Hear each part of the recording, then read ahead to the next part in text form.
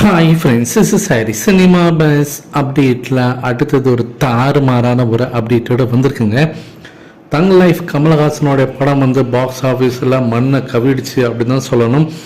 படம் மூணாவது நாளே பார்த்தீங்கன்னாக்கா லால் சலாம் படத்தோடைய அந்த புக்கிங்ஸுக்கு கூட ஈடு கொடுக்க முடியாமல் திணறின்னு இருக்குது. ஸோ புக் மை ஷோவில் போய் பார்த்தா உங்களுக்கு தெரியும்.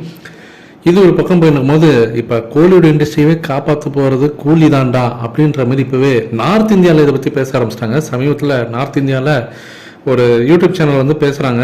அங்கே இருக்கக்கூடிய முக்கியமான இன்ஃப்ளூயன்சர்ஸ் நினைக்கிறேன், எனக்கு கரெக்டாக தெரியல. அப்போ அந்த இடத்துல வார் 2 ரிலீஸ் ஆகுது, நீங்கள் எந்த படத்தை பார்க்க போகிறீங்க, எந்த படம் உங்களுக்கு மோஸ்ட் ஆன்டிசிபேட்டட் மூவியாக இருக்குது இந்த வருஷம் அப்படின்னு கேட்கும்போது அங்கே எல்லோரும் என்ன சொல்கிறாங்கன்னா, கூலி படத்தை நாங்கள் ரொம்ப எதிர்பார்த்துனுக்கோம் பாலிவுட்டில் அப்படின்றாங்க. ஏன் வார் 2 கிருத்திக் ரோஷன் நடித்த படமாச்சு, அந்த படத்தை நீங்கள் பார்க்க மாட்டீங்களா அப்படின்னு கேட்டாங்க. கண்டிப்பாக நாங்கள் வார் 2 பார்ப்போம், ஆனால் கூலி கண்டிப்பாக நாங்கள் எதிர்பார்க்குறோம் அப்படின்ற மாதிரி சொல்கிறாங்கன்னா பார்த்துங்க. நார்த் இந்தியாவில் இந்த படத்துக்கு பயங்கரமான எக்ஸ்பெக்டேஷன். குறிப்பாக அமீர் கான் இங்கே உள்ளே வந்துட்டார் இந்த படத்தில் அப்படின்னு சொன்னதுலேருந்து அங்கே எதிர்பார்ப்பு எகிரிடுச்சு. பக்கத்து ஸ்டேட்டில் நாகார்ஜுனாவுக்கு சொல்லவே வேண்டாம், இப்போவே பயங்கர எக்ஸ்பெக்டேஷனில் இருக்காங்க. இதை புரிஞ்சுக்கிட்டு சன் பிக்சர்ஸ் கரெக்டாக காய நகர்த்திருக்காங்க. ஓடிடியில் இருந்த அந்த பிரச்சனையை நீக்கிட்டாங்க. ஸோ 4 வாரத்தில் ரிலீஸ் ஆக வேண்டியதை இப்போ 8 வாரத்துக்கு தள்ளி வச்சுருக்காங்க.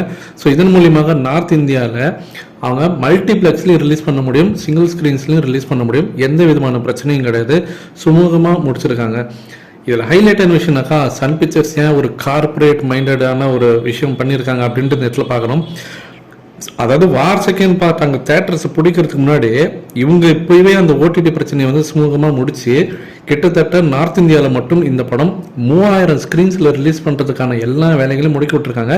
அங்கே இருக்கக்கூடிய கார்பரேட் நிறுவனங்களான பிவிஆர், ஐநாக்ஸ் சொல்லிட்டு எல்லா மல்டிப்ளெக்ஸையும் இப்போவே பேசி, ஸோ நம்மலாம் ஒரு கார்பரேட் நிறுவனம், நமக்கு தான் கொஞ்சம் ஹெல்ப் பண்ணிக்கணும், நீங்கள் பார்த்து செய்யுங்க, கண்டிப்பாக அந்த படம் பெருசாக அடிக்கும் அப்படின்னு சொல்லி பேசி அந்த கார்பரேட் மைண்டை கரெக்டாக அவங்க யூஸ் பண்ணியிருக்காங்க. ஸோ நான் மீண்டும் சொல்கிறேன், கூலி திரைப்படம் நார்த் இந்தியாவில் 3000 ஸ்க்ரீன்ஸுக்கு குறையாமல் ரிலீஸ் ஆக போகுதுங்க. பெரிய மேசிவான ஒரு நம்பர்ஸ். இது வேறு லெவலில் இறங்கி சம்பவம் பண்ண போகிறாங்க அப்படின்னு சொல்லணும். இங்கே இருக்கக்கூடிய மற்ற ஸ்டேட், இங்கே இருக்கக்கூடிய கேரளா, ஆந்திரா, தெலுங்கானா, இங்கே கர்நாடகா, இதெல்லாம் சொல்ல வேண்டாம். ஆல்மோஸ்ட் ஒரு 85% ஆஃப் ஸ்க்ரீன்ஸில் இந்த படம் தான் ரிலீஸ் ஆக போகுது. எனக்கு தெரிஞ்சு வார் செகண்ட் பார்ட் தள்ளி போகிறதுக்கு நிறைய வாய்ப்பு இருக்குது ஃப்ரெண்ட்ஸ்.